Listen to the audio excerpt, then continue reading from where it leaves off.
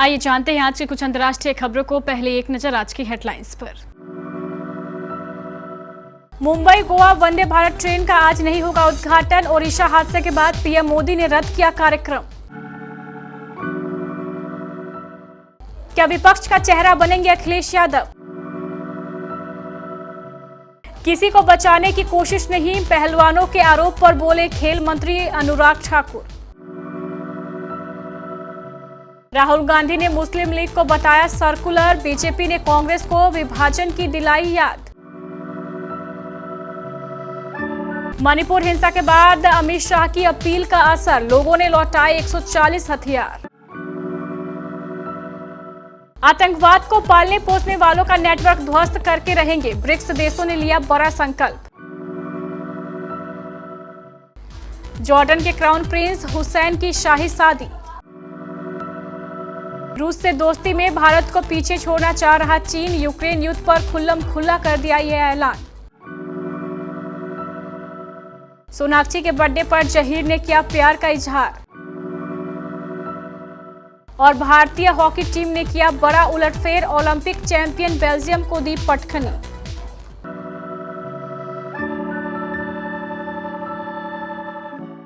उड़ीसा के बालासेर में 3 ट्रेन हादसे की शिकार हो गई, जिनमें 233 लोगों की मौत हो गई, जबकि 900 लोगों के घायल होने की सूचना मिली है। हादसे को लेकर पूरे देश में शोक की लहर फैल गई।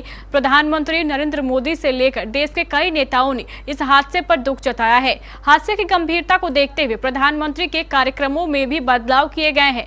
समाचार एजेंसी पीटीआई के मुताबिक पीएम मोदी शनिवार को मुंबई गोवा के लिए पहली वंदे भारत एक्सप्रेस ट्रेन को हरी झंडी दिखाकर रवाना करने वाले थे, जो अब नहीं होगा। क्या विपक्ष का चेहरा बनेंगे अखिलेश? क्योंकि 12 जून को पटना में विपक्ष की एक बड़ी बैठक होने वाली है। इस बैठक में विपक्ष के 20 से ज्यादा दलों के नेताओं को बुलाया गया है। इसमें अखिलेश यादव भी शामिल है। इस बैठक के जरिए विपक्ष उसी तरह माहौल बनाना चाहती है जैसे पूर्व प्रधानमंत्री इंदिरा गांधी के खिलाफ 70 के दशक में जयप्रकाश नारायण ने पटना से सभी विपक्षी दलों को लामबंद किया था। नरेंद्र मोदी सरकार के 9 साल पूरे हो चुके हैं। 9 साल पूरे होने पर खेल, युवा मामले और सूचना एवं प्रसारण मंत्री अनुराग ठाकुर ने इस दौरान बोलते हुए जहां कांग्रेस नेता राहुल गांधी पर निशाना साधा, तो वहीं पहलवानों की शिकायतों की निष्पक्ष जांच होने की भी बात कही। उन्होंने कहा है, यहां कोई किसी को बचाने की कोशिश नहीं कर रहा है। पहलवानों की ओर से किए जा रहे प्रोटेस्ट पर बोलते हुए केंद्रीय मंत्री अनुराग ठाकुर ने कहा कि पीएम मोदी ने हमेशा खेलों को प्रोत्साहित किया है और खिलाड़ियों का समर्थन किया है। उन्होंने कहा, यह मुद्दा गंभीर है और एक समिति की जांच की जरूरत है। कांग्रेस नेता राहुल गांधी के अमेरिका के वॉशिंगटन डीसी में एक बयान को लेकर विवाद खड़ा कर दिया गया है। उन्होंने केरल में कांग्रेस पार्टी की सहयोगी इंडियन यूनियन मुस्लिम लीग को पूरी तरह से धर्मनिरपेक्ष बता दिया है। इस बयान के बाद बीजेपी ने राहुल गांधी और कांग्रेस पर एक ऐसे संगठन का समर्थन करने का आरोप लगाया जिसने देश के विभाजन का समर्थन किया और उग्रवादी विचारों को जारी रखते हुए काम किया। केरल में इंडियन यूनियन मुस्लिम लीग के साथ कांग्रेस के गठबंधन के बारे में पूछे जाने पर राहुल गांधी ने कहा, मुस्लिम लीग पूरी तरह से धर्मनिरपेक्ष पार्टी है। मुस्लिम लीग के बारे में कुछ भी गैर धर्मनिरपेक्ष नहीं है। राहुल गांधी केरल के वायनाड से सांसद थे।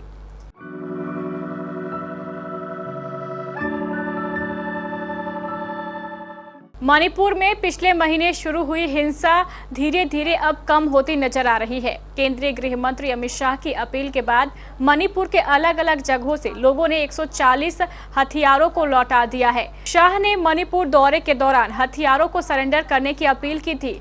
मणिपुर पुलिस ने बताया है कि सरेंडर किए गए 140 हथियारों में SLR 29 carbine, AK INSAS rifle, INSAS LMG 303 rifle, 9 mm pistol, 32 pistol, M16 rifle, स्मेक गन और आंसू गैस, स्थानीय निर्मित पिस्तौल, स्टन गन, संशोधित राइफल, JVP और JVP ग्रेटर लॉन्चर शामिल है। 5 देशों के संगठन ब्रिक्स के देशों ने बड़ा संकल्प लिया है। आतंकवाद को पालने पोसने वालों का नेटवर्क ध्वस्त करने और आतंकवाद से निपटने के लिए इन देशों के विदेश मंत्रियों ने संयुक्त रूप से यह संकल्प लिया है। ब्रिक्स देशों की यह बैठक दक्षिण अफ्रीका में आयोजित की गई है। ब्रिक्स संगठन ने आतंकवादियों के सीमा पर आवागमन, आतंकवाद को धन देने वाले नेटवर्क और सुरक्षित आतंकी पनाहगाहों सहित आतंक के सभी स्वरूपों और तरीकों से निपटने का शुक्रवार को संकल्प लिया। पश्चिमी एशियाई देश जॉर्डन क्राउन प्रिंस हुसैन बिन अब्दुल्ला सऊदी अरब की उनकी मंगेतर रजवा अल सैफ से गुरुवार को निकाह किया। सोशल मीडिया पर इस शादी की काफी चर्चा हो रही है। इस शाही वेडिंग के दिन पूरे जॉर्डन में राजकीय अवकाश दिया गया था। इस शादी में ब्रिटेन के प्रिंस विलियम अपनी पत्नी केट के साथ पहुंचे। इसके आने की जानकारी किसी को नहीं थी, यहां तक कि जॉर्डन के क्राउन प्रिंस को भी नहीं। इस शाही शादी में दुनिया भर के कई शक्तिशाली हस्तियां मौजूद रही।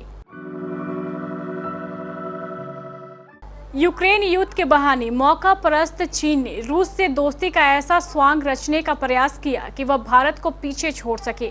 बता दें कि भारत और रूस की दोस्ती बहुत पुरानी है, इसलिए भारत ने यूरोपीय और पश्चिमी देशों की ओर से रूस पर लगाए गए प्रतिबंधों के बावजूद उससे कच्चे तेल की खरीदारी करता आ रहा है। इतना ही नहीं, अभी तक भारत ने यूक्रेन पर रूस के हमले की निंदा नहीं की है, मगर इस बीच रूस को रिझाने के लिए चीन ने नया दांव खेला है। चीन ने साफ तौर पर कहा है कि यूक्रेन युद्ध मामले में उसका स्पष्ट राजनीतिक समर्थन रूस के साथ है, मगर वह दोनों देशों के बीच युद्ध में शांति के लिए प्रयासरत है। बॉलीवुड एक्ट्रेस सोनाक्षी सिन्हा ने कल 2 जून 2023 को अपना 36वां जन्मदिन मनाया।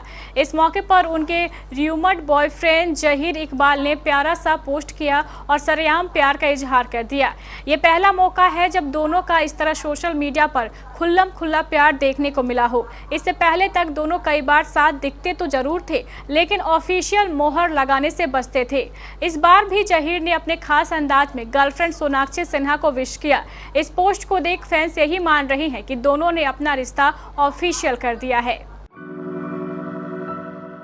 कप्तान हरमनप्रीत सिंह के 2 गोल की मदद से भारतीय हॉकी टीम ने शुक्रवार को ओलंपिक चैंपियन बेल्जियम को 5-1 से हराकर उलटफेर करते हुए FIH प्रो लीग में अपने यूरोपीय चरण में लगातार हार के बाद शानदार वापसी की।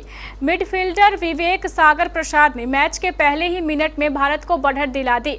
दूसरे क्वार्टर में कप्तान हरमनप्रीत सिंह ने पेनल्टी कॉर्नर पर 2 गोल दागे। पहले उन्होंने 20वें मिनट और फिर 29वें मिनट पर गोल किया।